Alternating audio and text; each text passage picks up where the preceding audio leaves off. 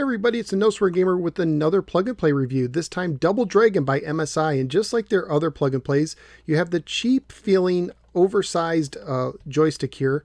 This time it's on the right. My previous plug and play, it was on the left. You have your two buttons A and B. They're spaced fairly far apart, and when you want to use both of them together, it's actually kind of painful. A start button, on off switch, turn it on. You can see the red light indicator below. Some nice stickers. I do like the stickers. I don't know how long they'll last, if they'll wear out over time or not. And you have your standard RCA composite cables with the mono audio. It runs on 3 AA batteries, not 4 like some plug and plays, just 3. And so let's go ahead and take this Double Dragon plug and play. Let's plug it in my TV and see how it holds up today. Let's go to the game. The Double Dragon plug and play was made by MSI Entertainment and was released in 2017 during the 30th anniversary of the arcade game. However, just like the previous MSI plug and plays I reviewed, this unit does not contain the arcade game, but rather the NES version. Double Dragon is a beat 'em up game for 1 or 2 players alternating. This version only contains the main game and does not contain the NES B mode, where you could pick some of the game's characters for one-on-one fights. According to the manual, you play as Billy Lee, trying to rescue your kidnapped girlfriend Marion from the Black Warriors. Unlike the NES version, the plug and play manual makes no mention of the leader of the gang being your twin brother Jimmy. For the game, you use a joystick to move, the B button to kick, the A button to punch and to pick up and use temporary weapons, and A and B together to jump. This version makes you earn extra moves by earning hearts at every 1,000 points. As you earn hearts, you'll unlock more moves like headbutts by double tapping in a direction, doing a ground and pound by pressing down and A on a fallen opponent, and turning your jump into a jump kick. Your game ends when you either beat it or lose your last life. There are no continues. Graphically speaking, overall the game looks pretty close to the NES version. There were some minor graphical glitches, but it seemed like the flickering was toned down.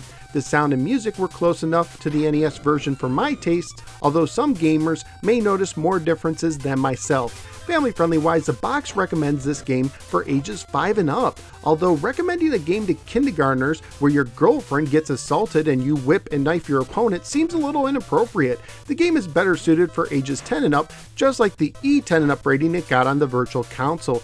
Maybe one day MSI will also release a Mortal Kombat plug and play for ages 5 and up. Currently this sells for about $20 at several stores, but I was able to find mine at Walmart for $17.88. So what did I think of the MSI Double Dragon plug and play? First of all, I wish this was the arcade version, although you could argue that the NES version ended up being more popular. And I know at this point I might sound like a broken record, or a skipping CD, or a corrupted MP3 file, but I think it's pretty cheap to only put one NES game on a full price plug and play. I see no reason why MSI couldn't include all 3 Double Dragon games on it, and possibly add the arcade trilogy as well.